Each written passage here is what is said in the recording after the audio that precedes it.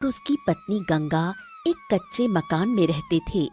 मोहन दिन भर मजदूरी करता और गंगा घर खेत का काम संभालती। परिवार छोटा था पर सपने बड़े। अब पता नहीं हम गांव में एक ऐसी थाली की दुकान कब खोल पाएंगे भाग्यवान, जहां मात्र 20 रुपए में लोगों को पौष्टिक, स्वादिष्ट और भरपेट भोजन मिल सके, ताकि गांव के गरीब मजदूरों, रिक्शा चालकों और बुजुर्गों को सस्ता और अच्छा भोजन मिल सके। आप सही कहते हैं जी। ये लोग बेचारे अधिकतर दूसरे राज्य या फिर अपने बीवी बच्चों को छोड़कर दूर कहीं परदेश से 2-4 पैसे कमाने के लिए आते हैं और मजबूरन रूखा सूखा खाकर सड़क किनारे ही सो जाते हैं।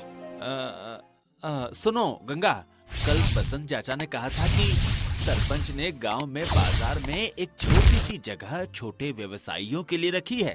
काश हमारी बचत होती तो मैं वहां अपनी 20 रुपए की थाली की दुकान खोल पाता।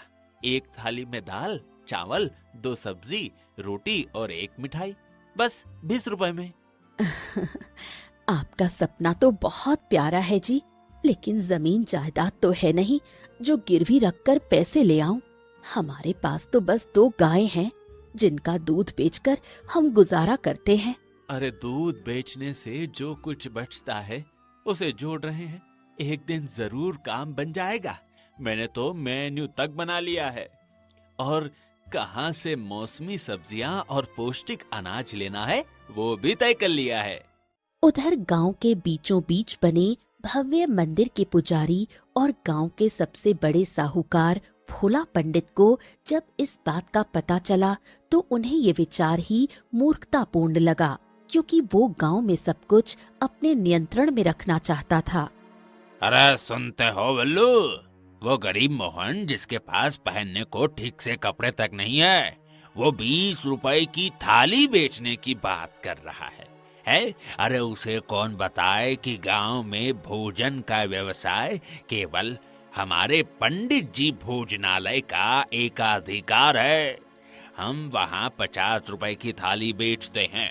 अगर ये सस्ती थाली आ गई, अरे तो हमारा क्या होगा भाई, हैं? लेकिन पापा, हमारी दुकान में भोजन तो अमीर लोग या शहर से आए लोग ही करते हैं। ये तो गरीबों का खाना खिलाएगा, इससे हमें क्या फर्क पड़ता है?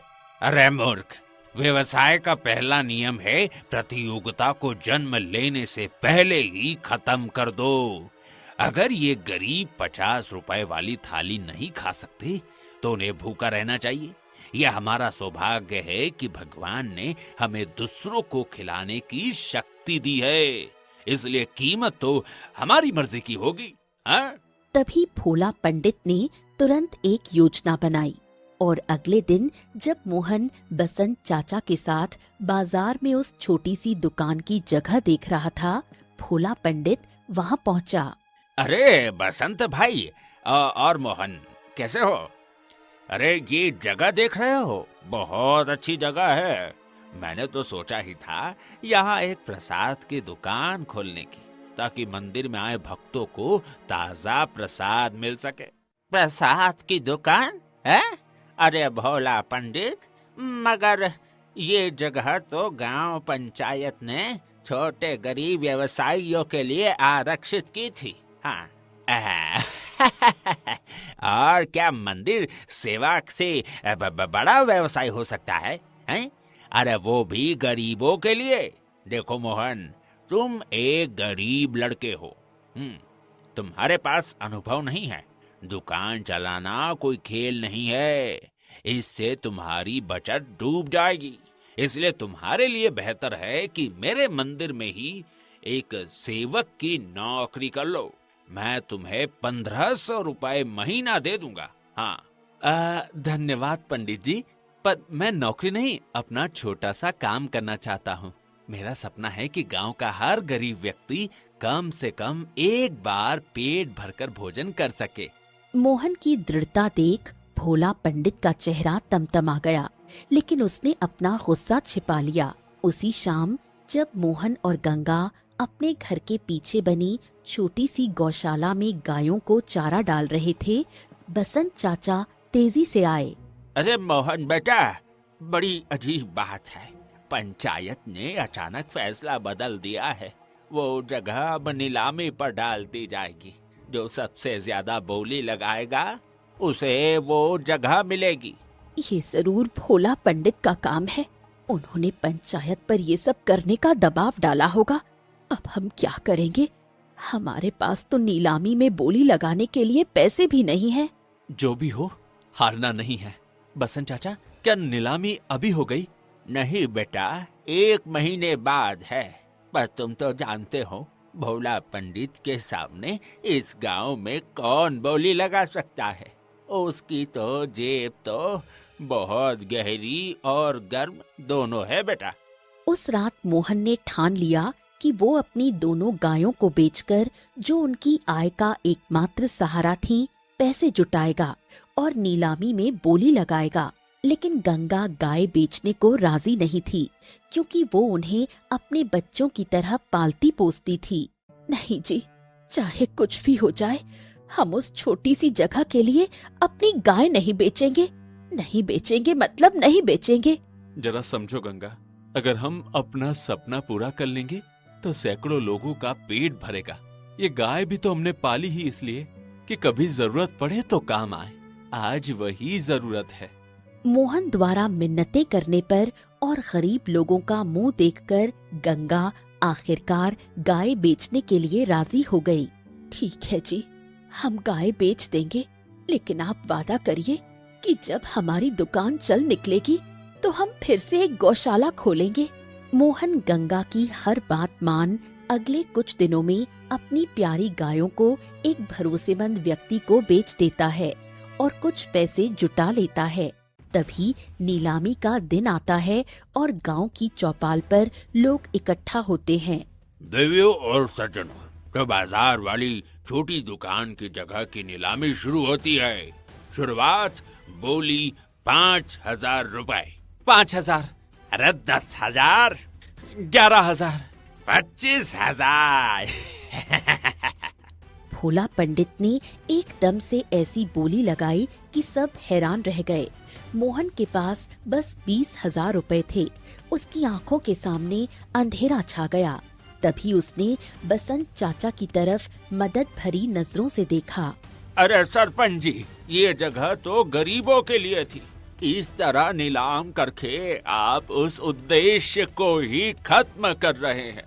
अरे क्या नियम तोड़ा है? नीलामी है तो बोली लगेगी। अगर इस गरीब के पास पैसे नहीं है तो सपने देखना छोड़ देना चाहिए।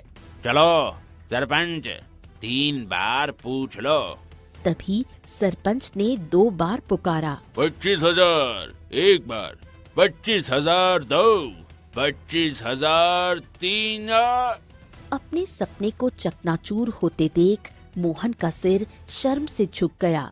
तभी भीड़ में से एक वृद्ध आवाज गूंजी, रुको, 30,000। सबने पीछे मुड़कर देखा तो पाया गांव के सबसे बुजुर्ग और सम्मानित किसान हरिहर दादा, जो लकड़ी के सहारे चलते थे, आगे बढ़े। उन्होंने अपनी जमीन का एक टुकड़ा बेचकर ये पैसे जुटाए थे।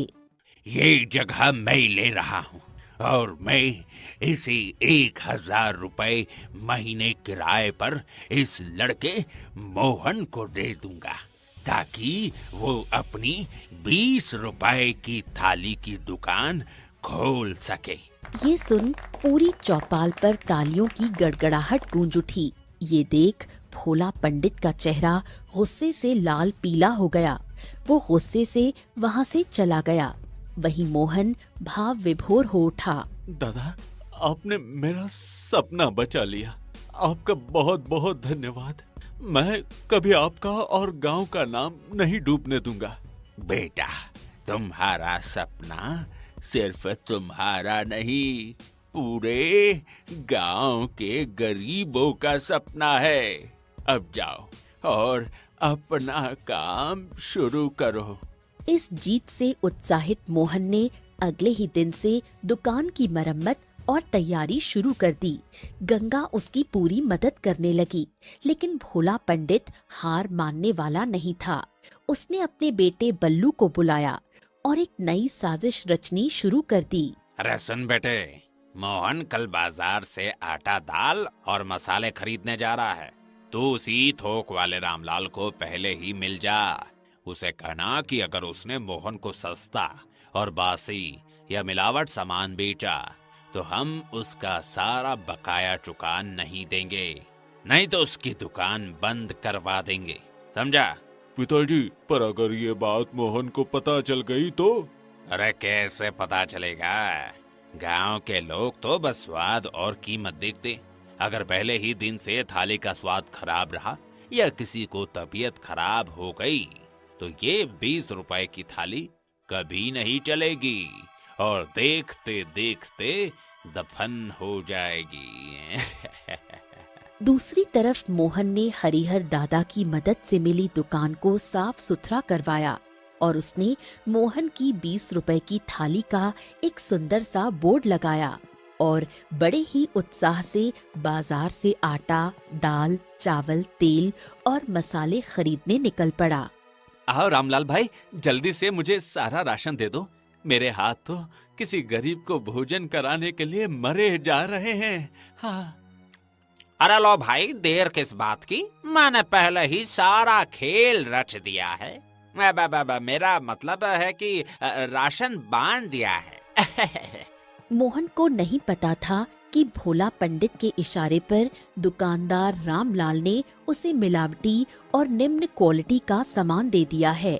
तभी मोहन जैसे ही राशन लेकर घर पहुंचा, गंगा को कुछ अजीब लगा। सुनिए जी, ये आटा थोड़ा सा बदरंग सा लग रहा है और दाल में कंकड़ भी है। आपने ये सब कहाँ से खरीदा? अरे, रामलाल चाचा की दुकान से ही तो लिया है। वो कई सालों से यहाँ सामान बेच रहे हैं, खराब नहीं देंगे। शायद ये नया लोट होगा। चलिए, जो भी गड़बड़ी मिलेगी ठीक से छानबीन लेंगे। अब जल्दी सो जाइए, कल सुबह जल्दी उठना भी तो है। उत्साह और थकान के मारे मोहन ने सामान पर ज्यादा गौर नहीं किया। उसे तो बस अगली सुबह गांव में पहली बार 20 रुपए की थाली की दुकान खोलने की खुशी थी, जहां बसंत चाचा, हरिहर दादा और कई गरीब मजदूर रिक्शा चालक भी वहां जमा थे। आज शक्तिपुर के इतिहास का स्वर्णमय दिन है। आज से कोई भी गरीब भूखा नहीं सोएगा। मोहन बेटा, जल्दी शुरुआत करो। जी चाचा, पहली थाली आपकी और हरिहर दादा की। तभी मोहन और गंगा ने मिलकर गर्मा गर्म दाल, चावल, मिक्स सब्जी, 2 रोटियां और एक छोटी सी कटोरी गुड़ की खीर परोसी। तभी बसंत चाचा और हरिहर दादा ने जैसे ही पहला निवाला खाया, उनके चेहरे को चिंता ने घेर लिया। अरे, ये दाल तो बहुत बासी और अजीब सी लग रही है। हरिहर, लगता है मोहन को अभी खाना बनाना नहीं आया है। यह हो सकता है रामलाल ने मिलावटी सामान दिया है। देख नहीं रहे हो, आटे से भी एक अजीब सी गंध आ रही है। हाँ? लेकिन सब जानते हुए भी बसंत चाचा और हरिहर मोहन को निराश नहीं करना चाह रहे थे, इसलिए उन्होंने खाना खुशी खुशी खत्म कर दिया। बहुत अच्छा प्रयास है बेटा, भगवान तुम्हारा भला करे। हाँ। तभी जैसे जैसे दिन चढ़ा, मजदूरों की भीड़ लगने लगी। सभी 20 रुपए की कीमत और भरपेट भोजन से खुश थे, लेकिन धीरे धीरे थाली की गुणवत्ता की चर्चा शुरू हो गई। भाई, खाना तो भरपेट मिल रहा है, पर दाल में नमक कम है और रोटी भी थोड़ी सख्त लगी। हाँ, मुझे भी लगा, पर 20 रुपए में इतना सब क्या मिलेगा? है? चलो, कोई बात नहीं। तभी कुछ दिन बाद सभी लोगों ने पेट में हल्की परेशानी की शिकायत की। ये बात पूरे गांव में आग की तरह फैल गई, जिसे भोला पंडित के दलाल बढ़ा चढ़ाकर गांव वालों के सामने पेश करने लगे। अरे, मैंने तो सुना है कि मोहन ने सस्ता और बासी सामान खरीदा है। पैसे बचाने के चक्कर में वो लोगों की सेहत से खिलवाड़ कर रहा है। कल तो एक व्यक्ति से पेट दर्द से मौत भी हो गई भाई। ये अफवाह फैलते ही मोहन की दुकान पर ग्राहकों की संख्या कम होने लगी। उसे समझ नहीं आ रहा था कि ये क्या हो रहा है। मुझे समझ नहीं आ रहा भाग्यवान, हम तो वही पुराने तरीके से खाना बना रहे हैं जैसा घर पर बनाते थे।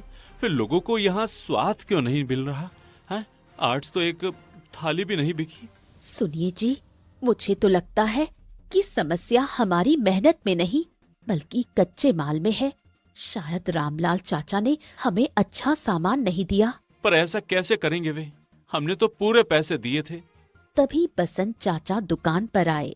उनके चेहरे पर गंभीरता थी। मोहन बेटा, बैठो। मुझे और हरिंदर दादा को पहले दिन ही खाने में कुछ गड़बड़ लगी थी, पर हमने सोचा शायद तुम्हारी शुरुआत है, धीरे धीरे सुधार हो जाएगा। पर अब गांव में बुरी बातें फैल रही हैं, तुम्हारे खिलाफ माहौल बनाया जा रहा है। कल रात मैंने रामलाल को भोला पंडित के बेटे बल्लू के साथ गुपचुप बातें करते देखा था। क्या मतलब चाचा? क्या भोला पंडित? हाँ बेटा, तुम्हारी दुकान उसके लिए खतरा हो सकता है, इसलिए उन्होंने ही रामलाल से मिलावटी सामान दिलवाया हो ताकि तुम्हारी दुकान शुरुआत में ही बंद हो जाए। मोहन को सब कुछ समझ में आ गया और वो गुस्से और निराशा से भर गया, क्योंकि उसने अपनी सारी बचत इस दुकान में लगा दी थी। अगर ये बात है तो हमें सबके सामने साबित करना होगा कि हम ईमानदार हैं। इसके लिए पहले हम बचा हुआ सामान जांचते हैं। तभी गंगा और मोहन ने बचा हुआ आटा, दाल, हल्दी सब जांच किया और पाया कि आटे में चॉक पाउडर की मिलावट थी, दाल में छोटे छोटे कंकड़ और हल्दी में पीली रेत की मिलावट थी। ये देखकर मोहन का सिर शर्म से झुक गया। अब मैं क्या मुंह दिखाऊंगा गांव वाले को? मैंने लोगों के विश्वास को ठेस पहुंचाया है। मैंने अनजाने में ही सही उन्हें जहर परोसा है। गलती तुम्हारी नहीं है बेटा, तुम्हें धोखा दिया गया है। अब सवाल यह है कि तुम इससे कैसे उबरते हो। तुम्हें सबके सामने सच्चाई रखनी होगी और अपनी ईमानदारी साबित करनी होगी। उसी शाम मोहन ने गांव की चौपाल में एक छोटी सभा बुलाई। उसने अपने हाथों में बचा हुआ मिलावटी सामान ले रखा था। भोला पंडित भी मुस्कुराते हुए वहां आया। वो सोच रहा था कि मोहन माफी मांगकर दुकान बंद करने वाला है। भाइयों और बहनों, मैं मोहन आप सबसे माफी मांगने आया हूँ। पिछले कुछ दिनों में मेरी दुकान पर जो भोजन परोसा गया वो आपकी उम्मीदों पर खरा नहीं उतरा। मेरी गलती ये हुई कि मैंने कच्चे माल की जांच ठीक से नहीं की। मुझे ऐसा सामान दिया गया जिसमें मिलावट थी।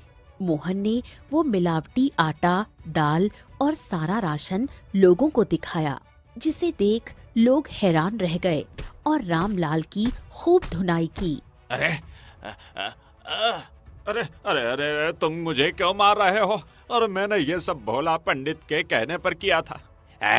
खुद मिलावट कर इल्जाम मुझ पर लगा रहा है, हैं? अरे भाइयों, मारो इस मिलावटी इंसान को। मैं चलता हूँ।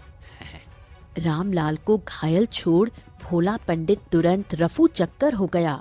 वहीं मोहन ने बोलना जारी रखा। मैं यहाँ ये वादा करता हूँ कि आज से मैं खुद सुबह बाजार जाकर ताजी सब्जियाँ और अनाज चुन चुन कर खरीदूंगा। हर एक थाली मेरी पत्नी गंगा और मैं मिलाकर पूरी सफाई और ईमानदारी से बनाएंगे। और जिन्हें भी पिछले 4 दिनों में पेट में तकलीफ हुई है, मैं उनका इलाज का खर्चा उठाऊंगा और आज से उनके लिए 1 महीने तक मुफ्त थाली का भोजन दूंगा। तो ईमानदार है मोहन, तेरे इरादे साफ है। हम तेरी इस हिम्मत पर गर्व करते हैं। तो चिंता मत कर, हम फिर से तेरी दुकान पर आएंगे। हाँ। लोगों ने मोहन के सच बोलने और जिम्मेदारी लेने के तरीके की खूब सराहना की, जिसे देख भोला पंडित का चेहरा उतर गया और मोहन ने अपनी ईमानदारी से लोगों का दिल जीत लिया। धत तेरी की, मेरी योजना उल्टी पड़ गई, लेकिन मैं हार नहीं मानूंगा और इस मोहनवा को बर्बाद कर कर ही रहूंगा, चाहे कुछ हो जाए। तभी अगले दिन जब मोहन ताजा सब्जियां लेकर लौट रहा था, तब बल्लू ने उसका रास्ता रोका। अरे सुन मोहन, तूने चौपाल में बहुत बड़ा बड़ा बोल लिया, लेकिन याद रख, इस गांव में भोजनालय का धंधा करना है तो पंडित जी की इज्जत लेनी पड़ती है। लेकिन तूने ऐसा नहीं किया, इसलिए अब से तेरी दुकान चलेगी ही नहीं। देख लेना, कल से तेरे यहाँ कोई सब्जी वाला, कोई दूध वाला नहीं आएगा है। बल्लू, तुम और तुम्हारे पिताजी गांव को डरा सकते हो, लेकिन मुझे नहीं। मैं ठेके लेकर सीधे आसपास के गांव के किसानों से सब्जियां और अनाज लाऊंगा। तुम्हारी धमकियां अब काम नहीं आएगी। जब भोला पंडित के डर से गांव के किसी व्यक्ति ने राशन नहीं दिया, तो मोहन ने बसंत चाचा की मदद से पड़ोस के गांव के किसानों से सीधा संपर्क किया और ताज़ा अच्छी क्वालिटी का सामान लेना शुरू किया। इस बार हर चीज की जांच वो और गंगा मिलकर कर रहे थे। आइए आइए, इस बार मेरी 20 रुपए की थाली खाइए। आइए आइए। इसमें आपको मिलेंगी ताज़ी सब्जियां, शुद्ध घी में बनी रोटियां, मसालेदार दाल और भी अत्यंत स्वादिष्ट माल। अच्छा सामान होने के कारण मोहन के खाने का स्वाद बहुत बढ़ गया और खबर फैलते ही उसकी दुकान पर ग्राहकों का जमावड़ा लगने लगा। दूसरी तरफ भोला पंडित अभी भी चुप नहीं बैठा था और अपनी पत्नी सुखिया से बोला, अरे सुनो भाग्यवान, मेरे दिमाग में एक योजना कुल बुला रही है। क्यों ना हम मोहन के दुकान पर कुछ ऐसे कांड करवाएं कि मोहन की दुकान स्थायी रूप से सील हो जाए और उस पर कानूनी केस बन जाए। क्या कहती हो? मैं कुछ समझी नहीं जी। समझी नहीं तो सुनो, कल सुबह तुम मोहन की दुकान पर भोजन करने जाना और अपने साथ एक छोटा सा पैकेट रख लेना जिसमें जहरीला कीड़ा होगा। तुम बस खाना खाते खाते इसे चुपके से अपनी थाली में डाल देना और फिर जोर जोर से चिल्लाना कि खाने में कीड़ा निकला है। तभी हम गांव के सारे लोगों को बुला लेंगे। फिर देखना, एक दिन में उसके दुकान की इतनी बदनामी होगी कि वो कभी सिर नहीं उठा पाएगा। पर पंडित जी, ये तो बहुत बड़ा अपराध होगा। अगर पकड़े गए तो?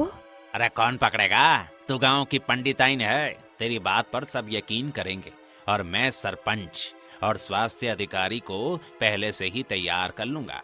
बस तू अपना काम कर देना।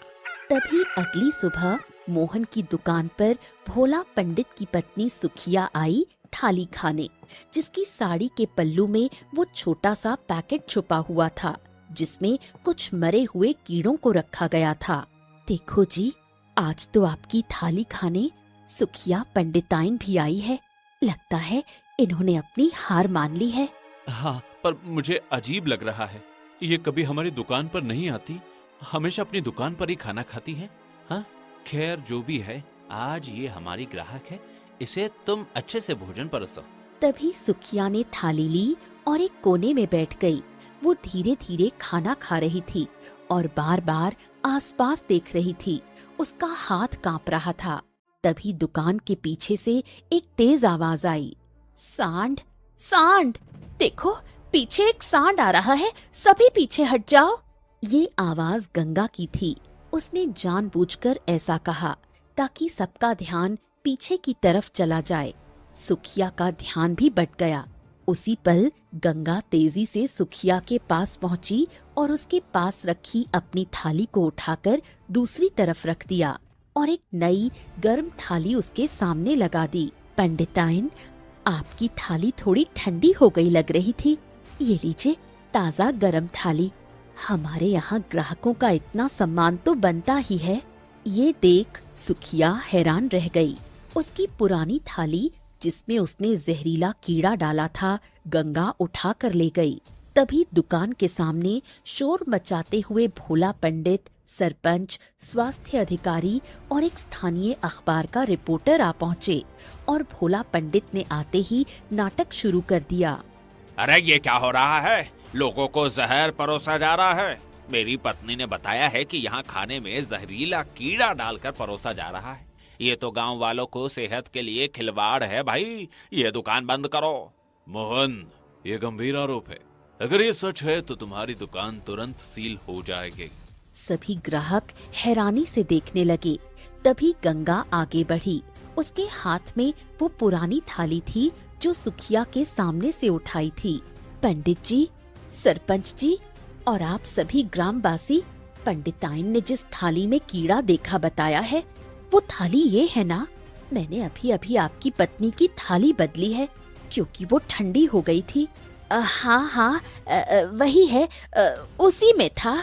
तो फिर देख लीजिए इस थाली में कुछ है या नहीं। तभी गंगा ने थाली को सबके सामने धीरे धीरे उल्टा। दाल, चावल, सब्जी सब जगह बिखर गए। सबने गौर से देखा, थाली में कोई कीड़ा नहीं था। ये देख सुखिया का चेहरा सफेद पड़ गया। जरूर तुमने इस थाली में कीड़ा हटा दिया होगा। मुझे पता है तुम कितनी धूर्त हो। हाँ। पंडित जी, एक पल रुकिए। आपकी पत्नी ने अभी तक इस नई थाली को छुआ तक नहीं है। अगर उन्हें विश्वास है कि खाने में कीड़ा है तो कृपया इस थाली में जांच करें, या फिर शायद कीड़ा उनके पास ही कहीं हो। हाँ। ये सुन सुखिया घबरा गई और अनजाने में अपनी साड़ी के पल्लू पर हाथ रख दिया। उसकी ये संदिग्ध हरकत सबने देख ली। पंडिताइन, आपके कपड़े में क्या है? हैं? क्या वही कीड़ा है? सुखिया बुरी तरह घबरा गई और उसने पल्लू में छिपा वो पैकेट निकालकर जमीन पर गिरा दिया। बल्लू जो पीछे खड़ा था तेजी से आगे बढ़ा और उसे उठाने लगा, लेकिन हरिहर दादा ने उसे पकड़ लिया। सब देखो, इस पैकेट में ढेर सारे जहरीले कीड़े हैं। ये पंडिताइन के पास से गिरे हैं। ये देख पूरी दुकान में सन्नाटा छा गया और लोगों में गुस्सा फूट पड़ा। अरे ये सब झूठ था। इसका मतलब पंडित जी ने ही मोहन को बदनाम करने की साजिश रची थी। हाँ, पहले मिलावटी सामान दिलवाया, अब ये नाटक। ये मोटा तो बहुत बेईमान है। भोला पंडित और बल्लू का सिर शर्म से झुक गया। सरपंच ने गुस्से में उन्हें दुकान से बाहर जाने को कहा। अखबार वाले रिपोर्टर ने सारी सच्चाई नोट कर ली। मोहन, मैं तुमसे और पूरे गांव से माफी मांगता हूँ। मैंने भोला पंडित के बहकावे में आकर तुम्हारे खिलाफ पक्षपात किया। आज से गांव पंचायत तुम्हारी दुकान को हर संभव सहायता देगी और भोला पंडित तुम्हारे खिलाफ अनैतिक व्यवहार और गांव में अशांति फैलाने का मुकदमा दर्ज किया जाएगा। उस दिन के बाद भोला पंडित और उसका परिवार गांव में अपनी इज्जत खो बैठा और लोगों ने उनका बहिष्कार कर दिया। तभी कुछ ही दिनों में वो गांव छोड़कर चले गए और मोहन की 20 रुपए की थाली की चर्चा धीरे धीरे हर घर तक पहुंच गई और वो हंसी खुशी रहने लगे। दोस्तों, आ ही गए हो तो चैनल को सब्सक्राइब कर देना और वीडियो अच्छी लगे तो लाइक और शेयर भी कर देना और बेल आइकन जरूर दबा देना।